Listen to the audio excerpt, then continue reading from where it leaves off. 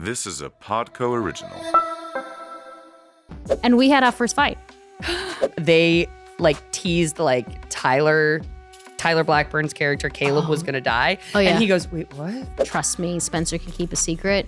And Ian says, I know she can. That was a good line. Yeah, it was. And they're just sitting down there oh, this is so lovely. This is so nice. I'm just thinking, but are they banging upstairs? Right. But she's going through Maya's backpack like a criminal. Get your big panties on. Get your big panties on. Get your big panties on. Okay.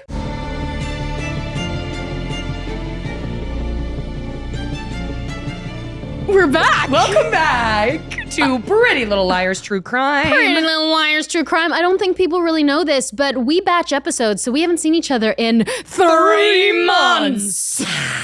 3 months we haven't seen each other, and we're back in it. So we basically talked for 12 hours straight for 2 days. Yes. Right? And that's why we can't also fix things straight away. People are like, why aren't you fixing it? And I was like, we hear you. You're so loud on your text. Yeah. Whatever is in the pipeline is going to go for that. It's going to go for 3 months, but we have listened. But we have listened. We've listened. And we are going to bring you more of the rewatch. We're hearing what you're putting down. We What you're screaming. We hear really. You're screaming, Pretty Little Liars. We get it. Because sometimes those rewatch podcasts, people don't actually like to talk about the show the entire time. Right. But these fans are different. Yeah. These fans are still looking for Easter eggs. And you know what? I applaud that because I'm having an incredible time myself finding all of the Easter eggs. Yeah, because we're rewatching the show in real time. I'm not rewatching anything. I'm watching the show. That's true. We are watching the show. Watching the show. In real time as we talk about them. Absolutely. Yeah. And we had our first fight.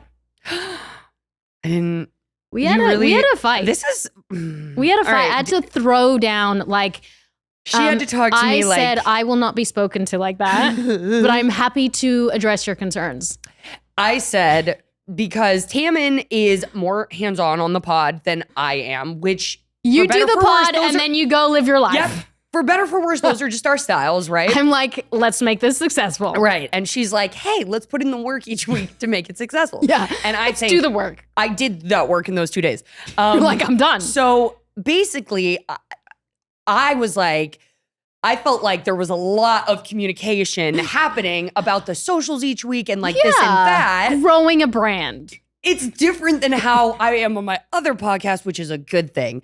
I figured out. Yeah. And so I got up one morning and I saw that you had asked about a collab on a post. And I was like, it's enough. This is too much. Don't ask if you want to collab with me. I was like, just collab on everything. If you want to not collab, I was like this is too micromanaging. That was just the start of our fight. It went on from there. Yeah. Yeah. Yeah. Because then it went to, what we fight about. Oh, that's right. That I said that I think that people want more of the show. Right. And I do understand that because you have been burnt by certain people in the comment section. You do spend some of your life in there. Right. You were like, we cannot bend over by just people having opinions. And I'm like, yeah, but you also have to listen to your audience, because if you don't listen to your audience, you can't really grow anything successful. You have to always pivot, and not pivot completely, still have your same essence. That's where I realized, because on the other pod, we're doing that right now, this pivot thing, but none of us are of the ilk of that. Do you know what I mean? It's just been a great learning lesson because I sort of tune out to feedback. I actually tune out to feedback.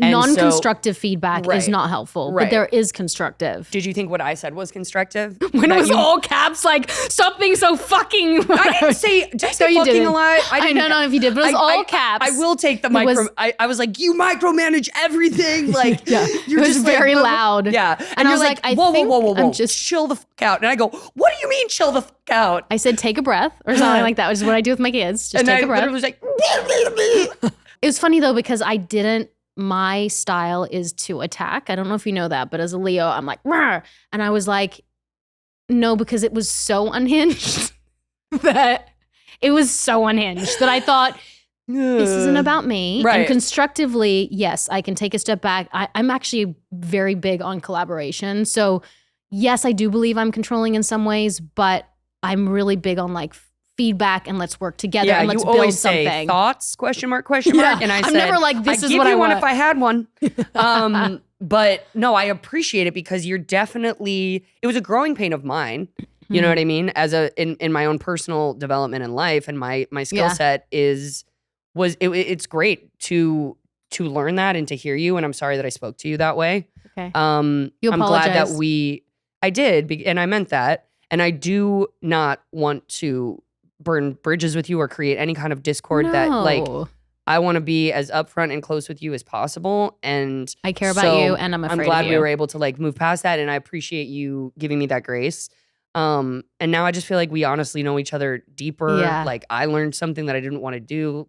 And also we didn't know this show we came into, what people don't understand again when you shoot like this is that we created something from nothing with no feedback. Didn't even know if one person was going to listen to it. Right. Now there's like hundreds of thousands of people listening to our show, and we didn't know. We weren't aware. We didn't know the full structure of the show. So I think what we should tell people is the full structure is, we'll talk a little bit in the beginning and then we'll recap the episodes and then we'll have our amazing Joseph Scott Morgan at the end.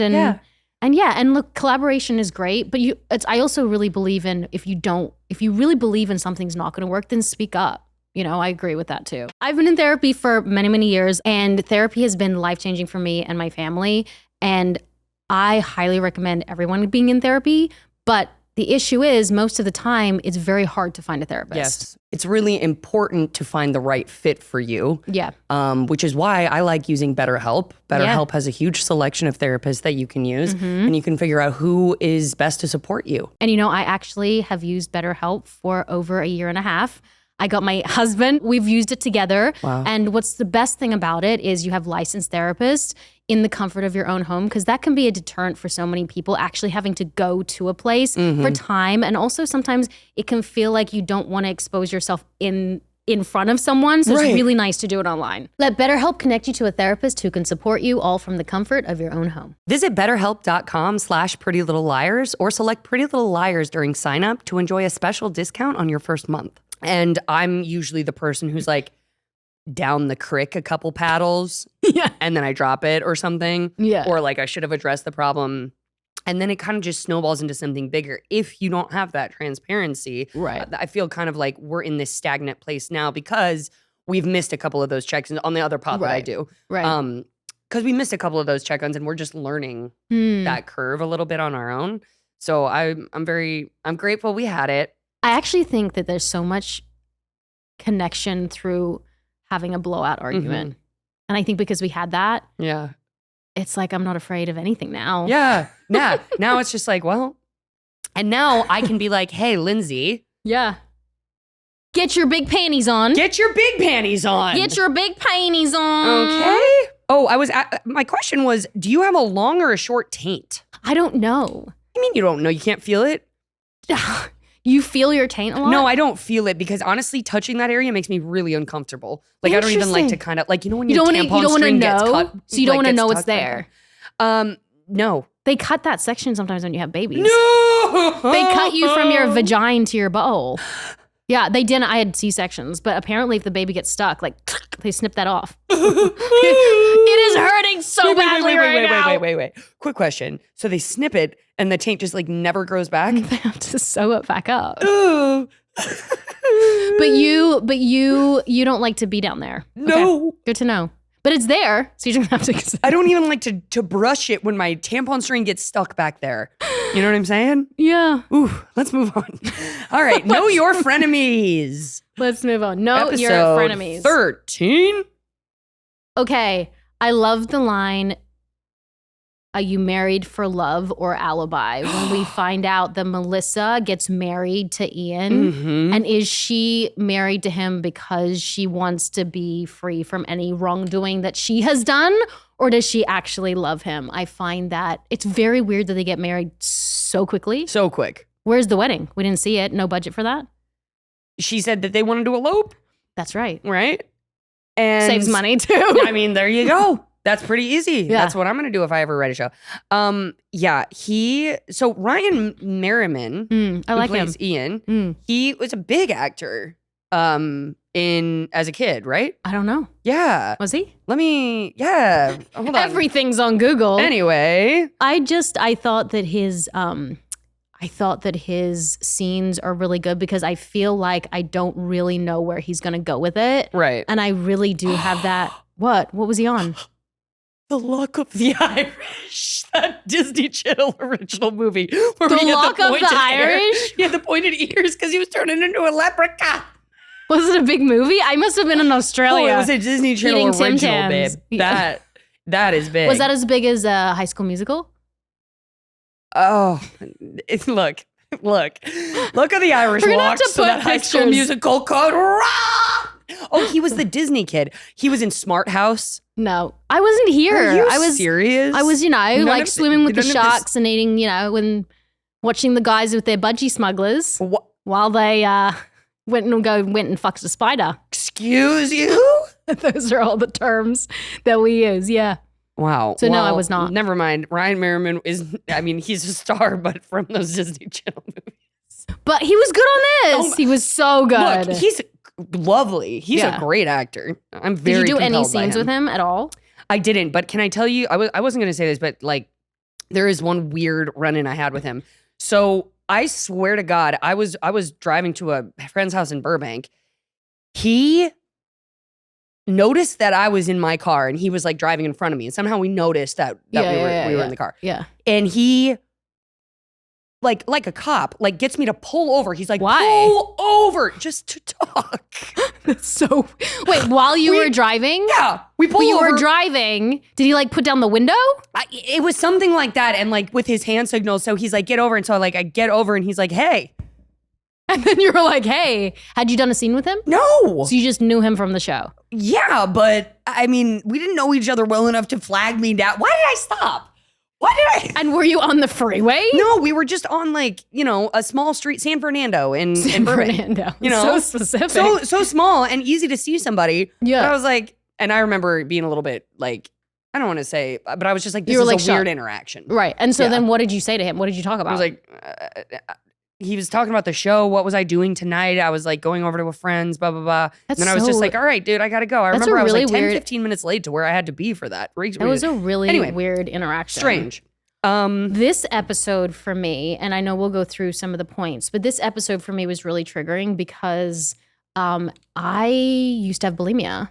I think I told you that. Yeah. From ages, I remember the first time I threw up, I was 15 years old until I was about 22. I met my husband at 23 and then I stopped. I was just like, I'm done feeling sick.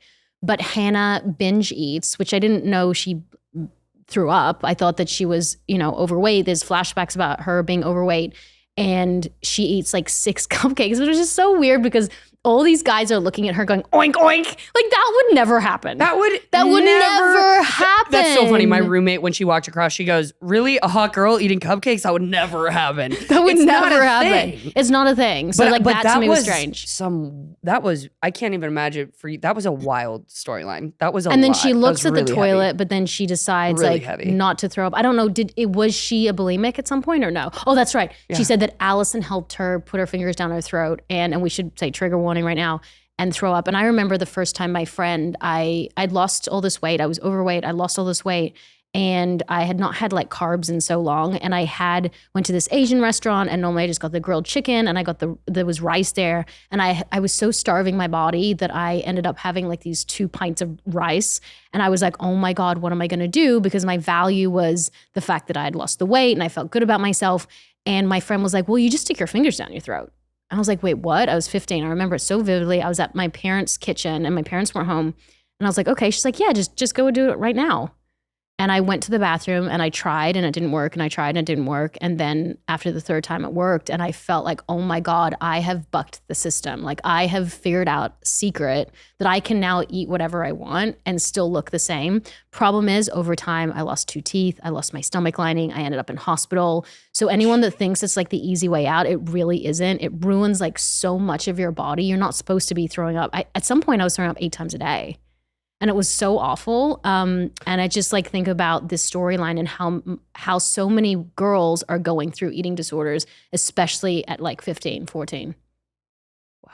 Yeah. Was this was it kind of like after every meal or like No, it was after every, because what happens when you starve yourself so much is you get so hungry and you want the ice cream and you want the, at the time I wanted French fries. So I'd go to McDonald's, I would eat like 5 things of French fries and just go to the bathroom and throw up. But I just wanted to stay a certain size. And I mean, I was on TV too. And like my fingers were bleeding and like I lost these 2 teeth.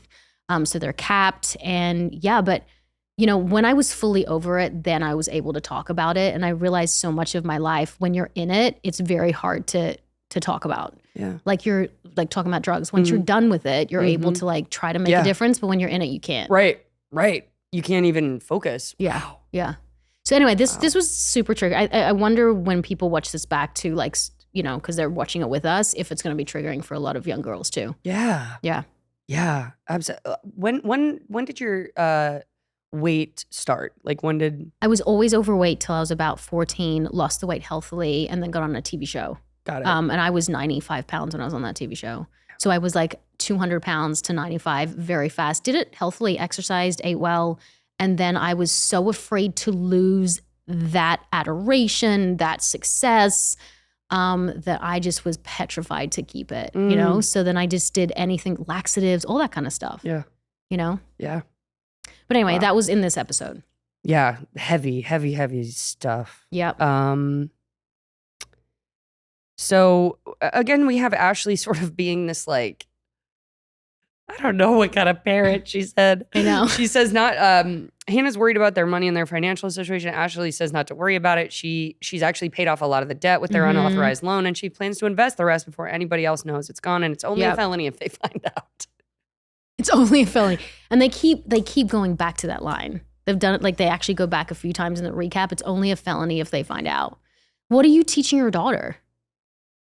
Like, what is that line to say? Like, I feel for Hannah. Hannah's out here on an island. Like, I know. Her mom is out to lunch. I really though, and yeah, I never realized how sympathetic her character was with her home life. Hannah's? Yeah. Yeah. Again, I think that Hannah as a character is very, like, I care about her.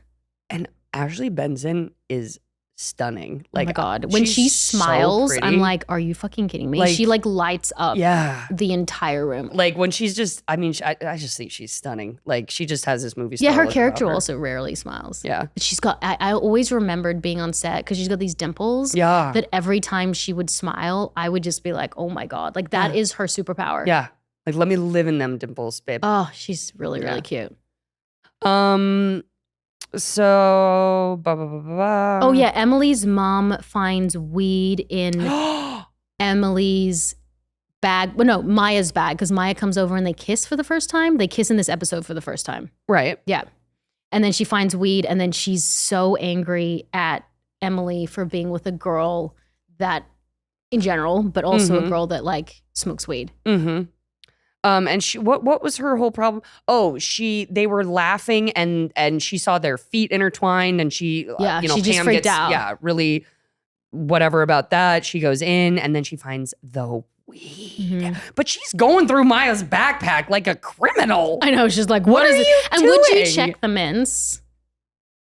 Would you check the rights mint? Like, really, you hear something clanking in the mint That thing. was a little bit of a like, oh, that was such an obvious. But that's something that kids, the Altoids thing was a big thing. So it's like, oh wait, putting drugs in the Altoids. Yeah. Yeah. But would her mom know that? no, She's not like that's what I someone who- mean. I don't exactly. think that she would have known.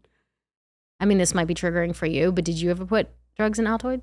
I would boxes? never do that because Everyone knows to look there. mint is so strong Right. that unless you've really cleaned out the tin, Right. I don't want my weed tasting like that mint. Like some people like that, but if it just Yeah.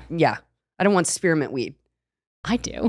Hey, No, I don't want weed in general. Okay, so the mom, the mom just can't handle the fact that her child is gay. Just cannot handle it. I wonder what, like, she must have written her own backstory to go, like, why am I so burnt? Like, why am I so turnt about this?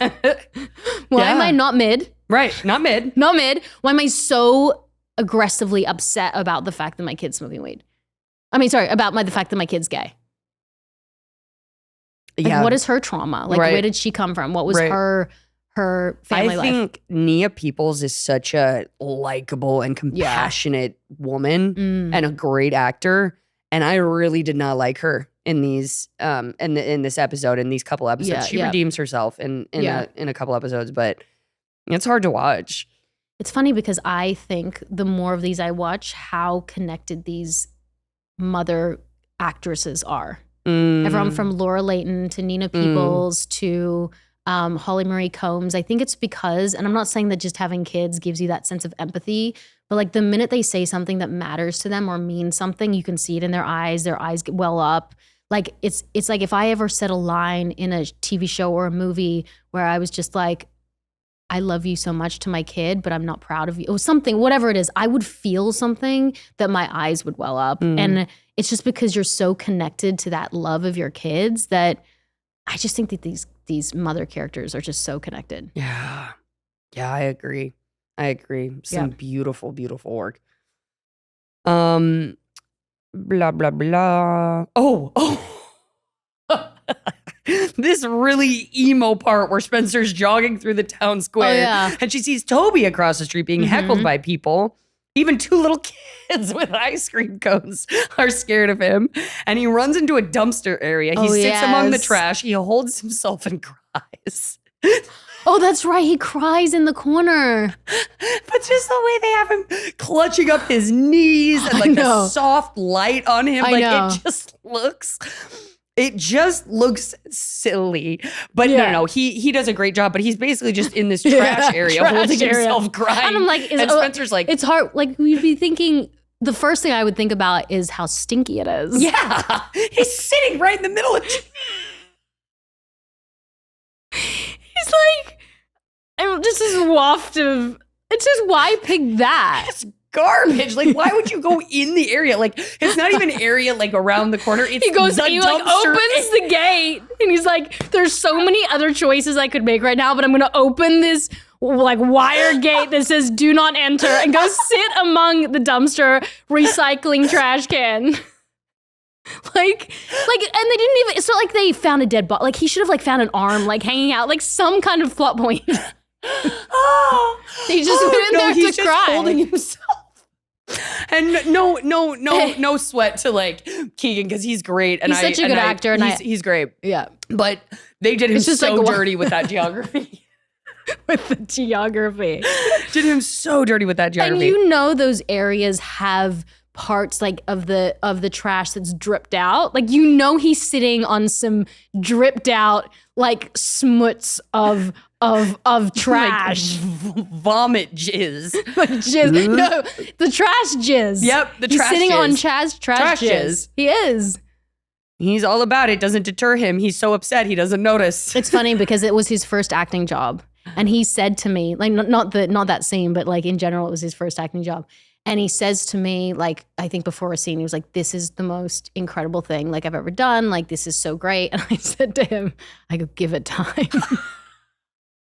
I was just like, he's like, I don't even care waiting around 14-hour days. Like, this is just the best job ever. I'm like, give it time. Give it time. And then the last, I remember episode, like season 7, he was just like, I get it. It can be hard to some days. I'm like, yeah, it's such a great job, but it's not as easy as people think it is. Right, exactly. Yeah. Yeah. When you have to smell I feel jizz. like people don't realize almost every person that I've ever brought to set to come like be around the set, they're kind of like, okay, like within an hour, within everything. 10 minutes. Exactly. Like, yeah. And the times when things are going on, it's probably 10 minutes an hour. You know what I mean? Yeah.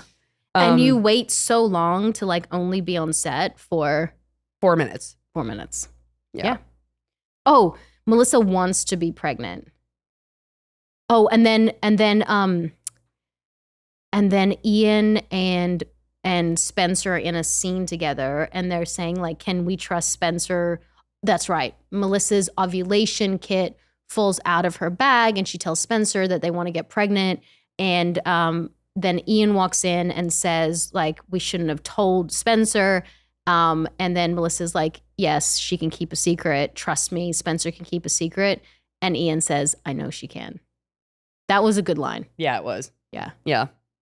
Because we all know that Spencer has made out with Ian which is still, it's gross. But like, why did she get hooked up with all of her boyfriends?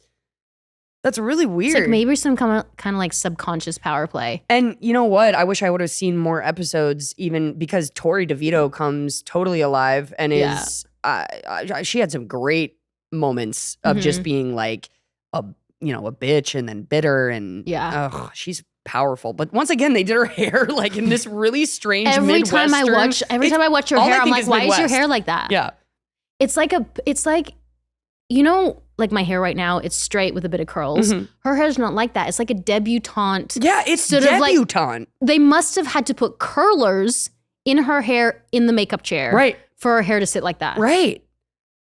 Do you think she requested that? I wish we would have asked her. I don't think so. Because she's got such pretty hair. And do you notice something that I did, like every time I watch these episodes, I go, I can't believe everyone's hair always looks the same. That's really good a through line. Like, it's not like, oh, that person, like Ashley's hair always looks the same. Yep. It's like from one episode to another episode, it's so different. Mm-hmm. And they wanted to keep that standard. Even your red bob. Yep. But then I grew out of the red bob. Did. Mm-hmm. What else happened in this episode? We're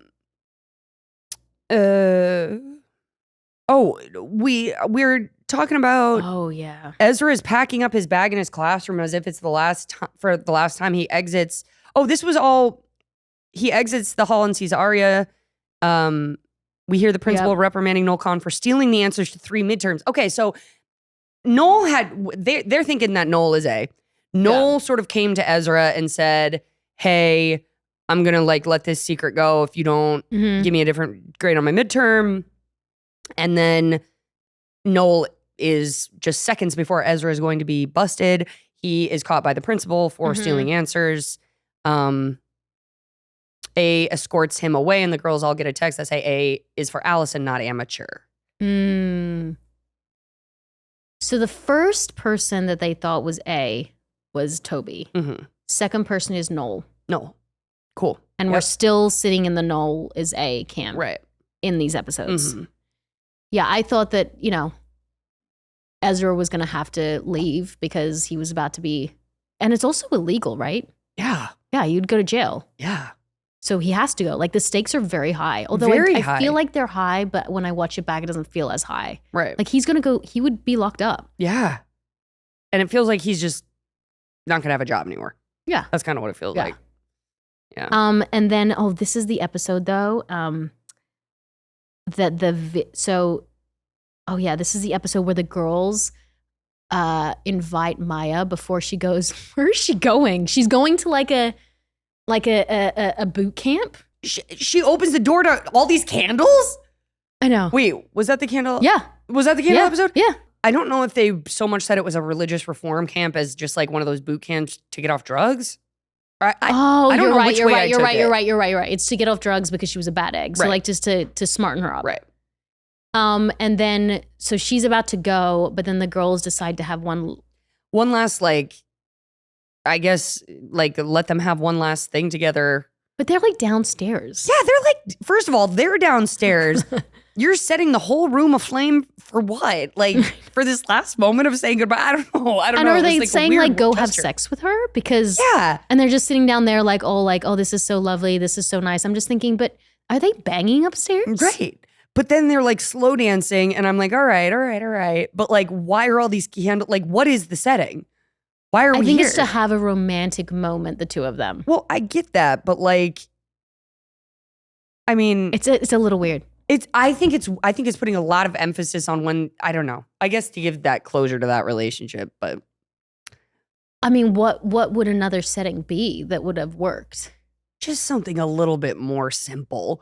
You know what I mean? Like just a really heartfelt conversation by the Rosewood Fountain. You know? I know. Like, but people might. It's like, here is where you're going to lay, and here's some lavender candle scent. And I just think that they really wanted to be going somewhere with the gay storyline, but like they can't really go anywhere with like super sexual with any of these storylines. I know, and I know that I don't know if people know this, but the creator Marlene is gay, and so I think it probably really mattered to her to have two characters dealing with issues that she probably dealt with when she was growing up. Yeah.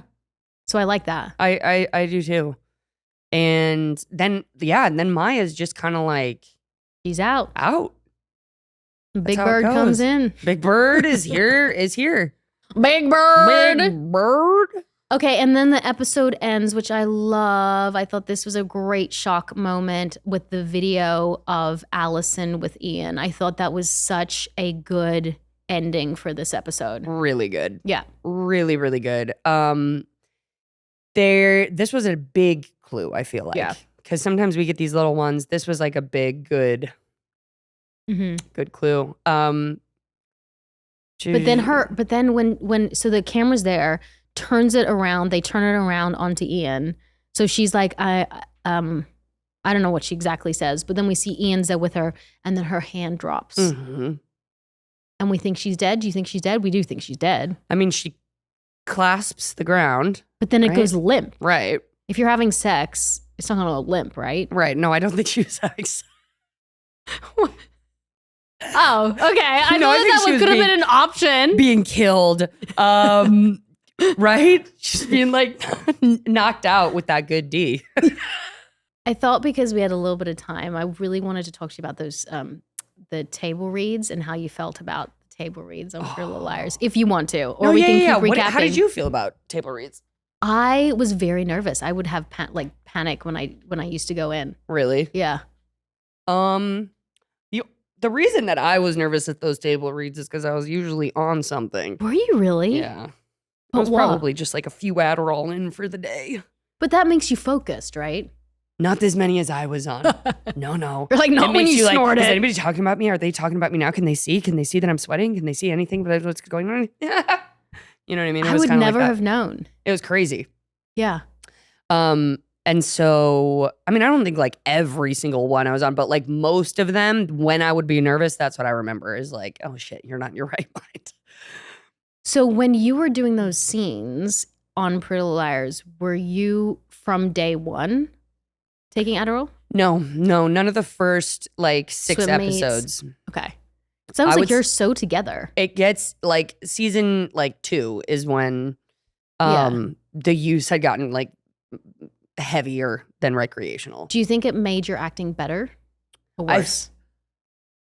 I thought it did. I thought being that high sort of like kept me open to any sort of emotional like thing that you want to catch, right? I can be sad, I can be this, I can yeah. But really it was a shortcut to get to I was just shortcutting a skill that I had. Right. Sort of like hacking it in the wrong way. And no, I mean, I think the reason that Paige's character became so needy wasn't just the writing. It was it's the energy I was bringing to her. Right. You know, it was like the need that I had on a daily basis. You know what I mean? And I was starving myself of people when I wasn't on set. So just people being there, I would just be a wreck, you know? You're so young. I look back at those episodes. I'm like, your face, it's like you're a baby. I mean, we all do, right? That nice jawline. I know. Ugh. Right? Remember that? The whole time, like I literally called my face person. I was like, okay, what do we need to do? To get just... It's like you can cut cheese on it. Well, that's a good thing. No, yeah. Oh. But now I can't cut cheese on it. Now you can't cut cheese. You can puree an apple. No, I can't. It's not sharp enough now. It would just turn to mush. You're only going to get tetanus. Yeah, or some kind of salmonella through my pores into my bloodstream, you know? Just some infection. I love that. Infect me. Infect you. But you could cut cheese. Yeah.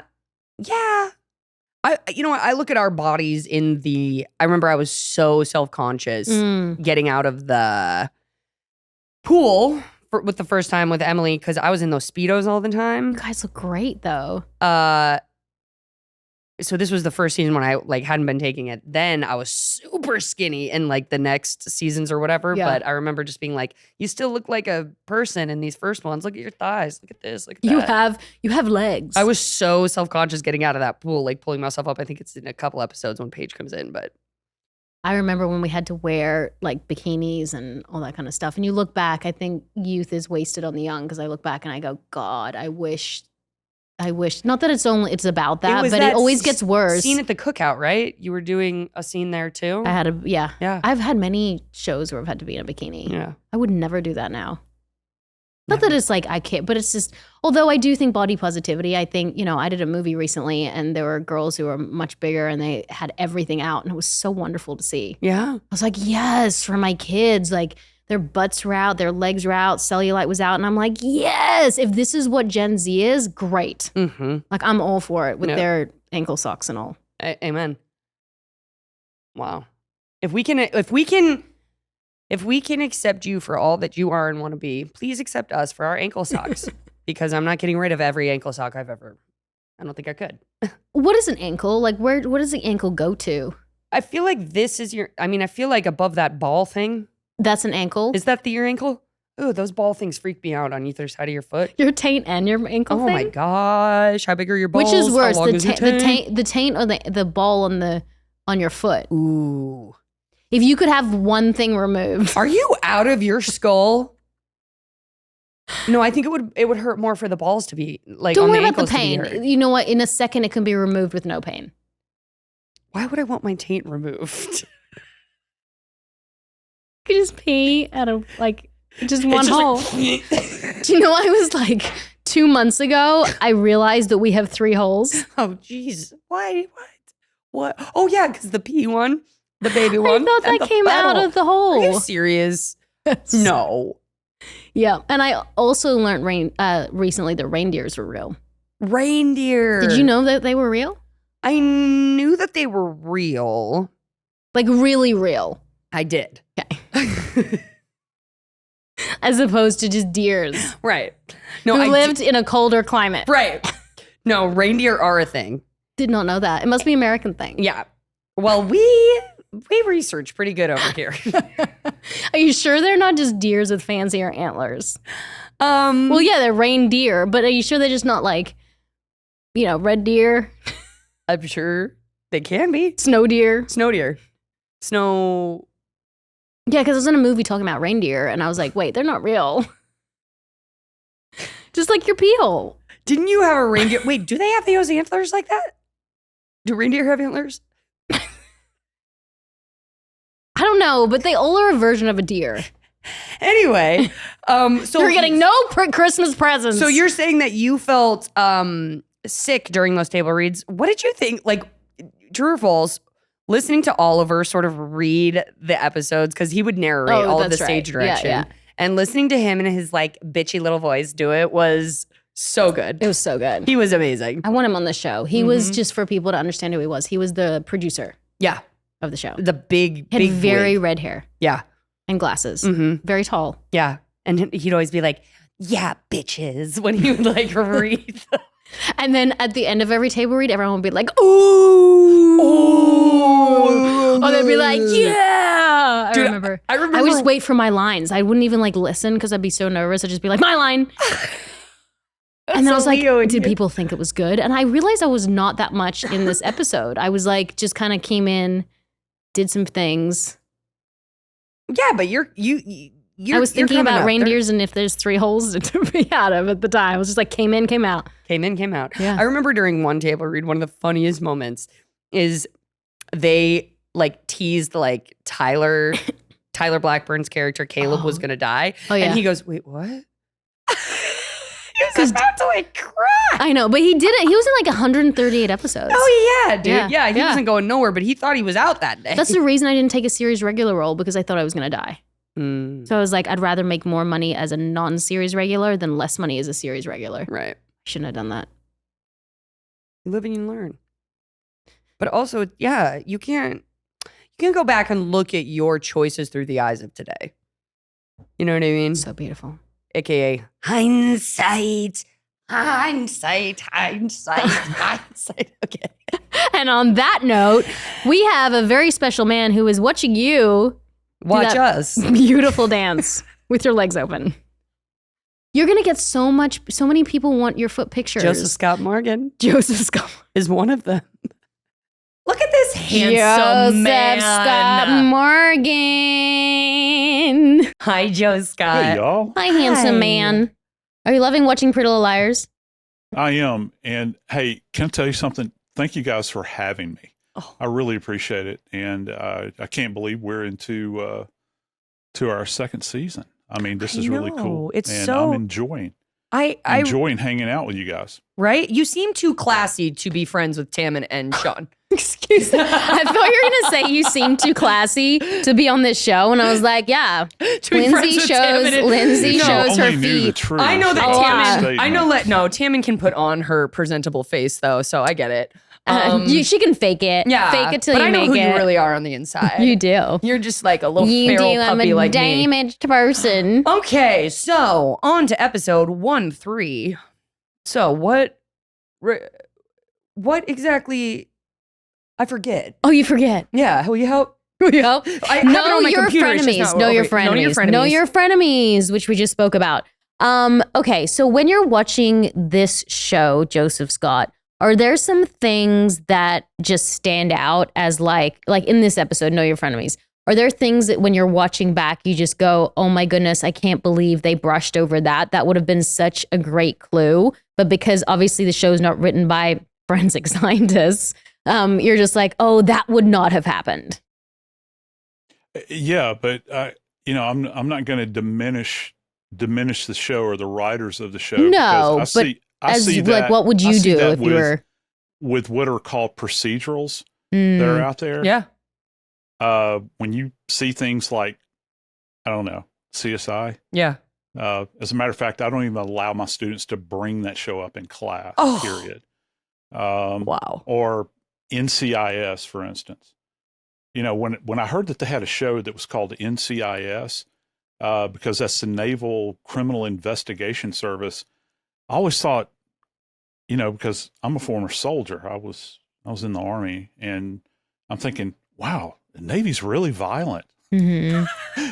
How many homicides, how many homicides, rapes, and terrorist events can NCIS actually investigate? And not only do they have one show, they've got multiple platforms for it. So no, when Pretty Little Liars comes up, I don't sit in judgment of it, because I understand that with that, you have to dramatize a lot of this. And listen, in my world, in the world of forensics and investigating crime scenes, it's not super exciting every moment of the day. And if you could actually go out to a crime scene looking for clues, it's really hard to kind of jazz that up, because you're down on your hands and knees. You're crawling through horrible situations. You might be under a house. You might be inside of a burned out building or inside of a burned out vehicle. And there's nothing really salacious or sexy about that. So, but yet it does a good job because it raises questions, and that's what you want. And there's only so much that you can do. And, if you cut out commercials, if you think about a 40-minute show, right? Yeah. So you have to make those leaps, and you can go back and figure it out. The audience is smart. They figure these things out. But you figure if it was really bad, people wouldn't come back and watch it, and still come back and watch it after all these years. One thing I have to say, and I don't want to editorialize, but I look at the comments that people say about this podcast in particular, and they will say, this has made me go back and watch every episode again. And I see that over and over and over again. Yep. That's the beauty of it. Yep. Absolutely. Just two worlds inspiring, a closer look, a second watch. I love that. And now I'm sure even having, for whatever forensic, fans we have in the audience, now to have your voice in the back of their head going back through and watching all these is super cool for everybody. So what I just, forgive me, we just went through all these, but they all kind of run together. What was the exact evidence in this one that we found? Was it physical evidence? What did we? Well, for me, it was when the word killer was written across the locker, written on a locker, right. Yep. if I'm not mistaken. And I can't, can't begin to tell you guys how many times I've seen cases that have been directly tied back to handwriting analysis. Now, I'm not talking about, there are people like in my hometown in New Orleans. I don't know if I've mentioned this before, but if you ever go down in the French Quarter and around, arguably the most beautiful Catholic parish in the nation, in St. Louis Cathedral, that everybody sees in the pictures, there's the big wrought iron fence area down there. And you'll see these little tables that are set up, and you've got guys that are, reading tarot cards. You've got people that are reading crystals. But there's also a group of people that do handwriting analysis. Right. That's not forensics. They're telling you, if you write out a sentence, we're going to tell you about the type of person you are and what kind of future you have. That's not what forensic document examiners do. People that are part of the true forensic science community. Because from the moment that your little child picks up a crayon for the very first time, and this is pretty amazing, you actually set in motion this neuromuscular response between your eyes, your hands, and your brain, where you're crafting your written language. And did you know that you can go back and you can look at an elderly adult's writing, and if you can go back and look at an elderly adult's writing and look at their writings from when they were 5, and do you know that you can see linkage in there? The forensic document examiners can. It's really hard to mask your writing. And a lot of people think, and for instance, people will actually do what they refer to as masking through offhand writing. So if you're a righty, you pick up a pen and you write with your left hand. And you think that you're going to disguise, it's called disguised writing too, that you're going to disguise something. So if you have, like on a locker where someone has written killer, for instance, it's hard for your brain to stop and then go back and try to relearn formation of letters. It might look odd because if you've ever tried to write with your offhand, it's hard to do, but there's still some similarities. And we look for all kinds of things like the pressure, the steadiness. We look at speed of writing. Many people don't write in cursive anymore. I don't know if y'all do, but okay. So I think this every time I write in cursive, because I don't know if I think my hand shakes, but I always want the cursive to be perfect, and that's all I ever write in. But I can feel myself stop either to check how something is spelled or just to get my hand in the place where I can just keep.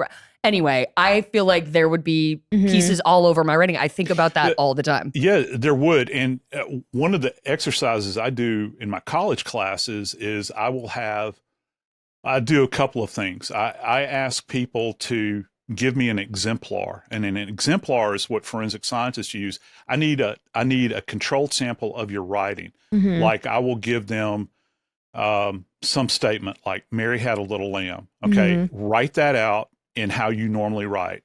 And then blindly, they'll swap it with classmates, and the classmates will attempt to mimic that writing style, and will attempt to, try to figure out, what the point of origin is with that.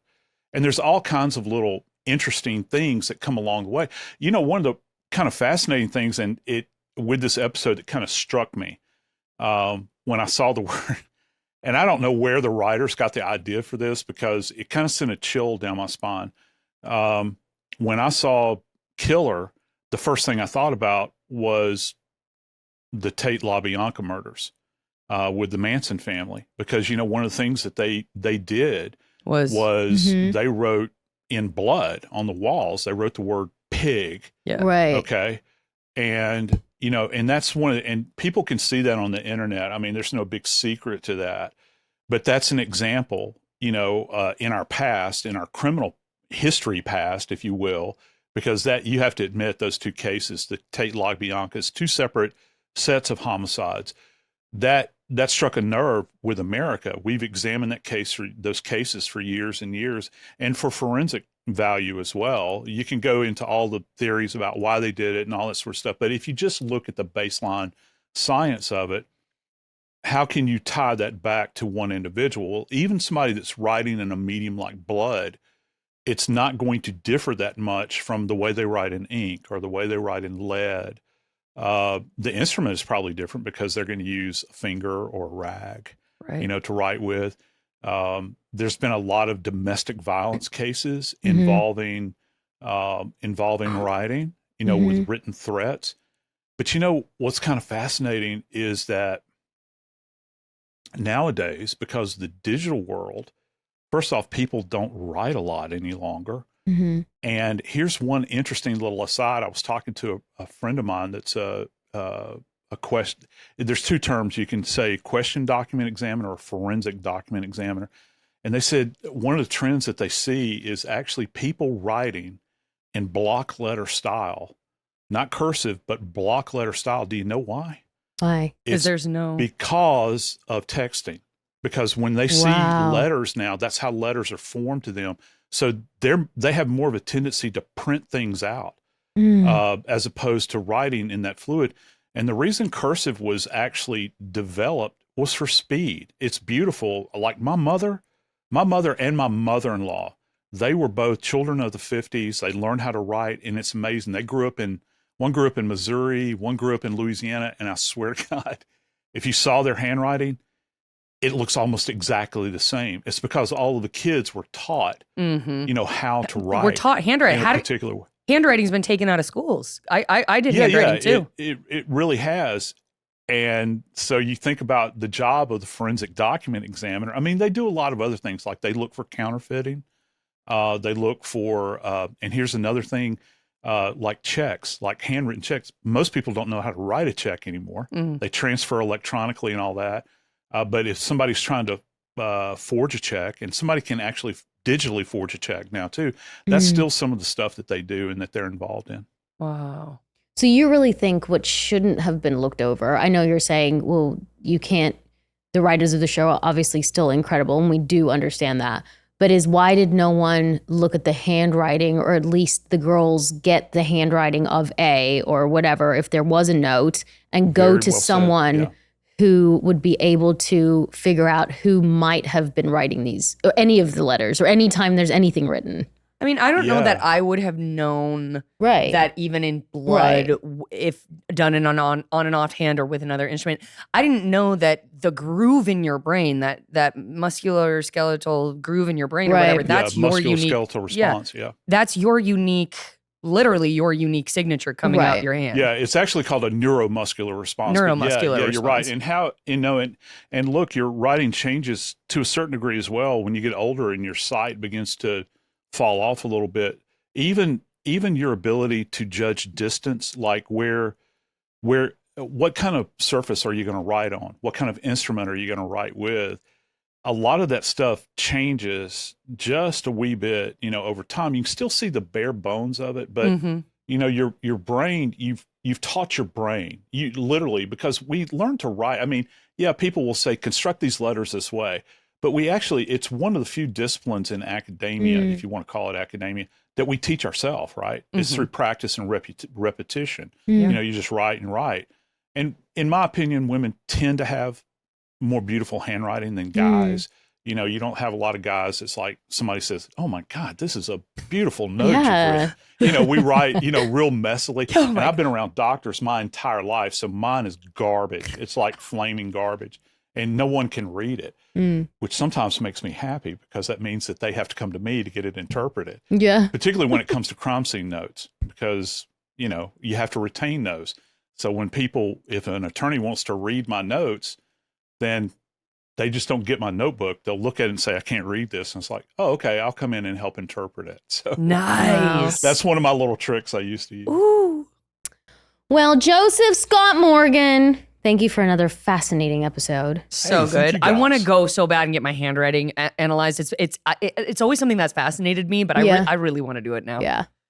We'll do it. Yeah. Do it. Come on down to French Quarter. Oh, yes. Let's go visit Joe Scott. Let's go visit Joe Scott.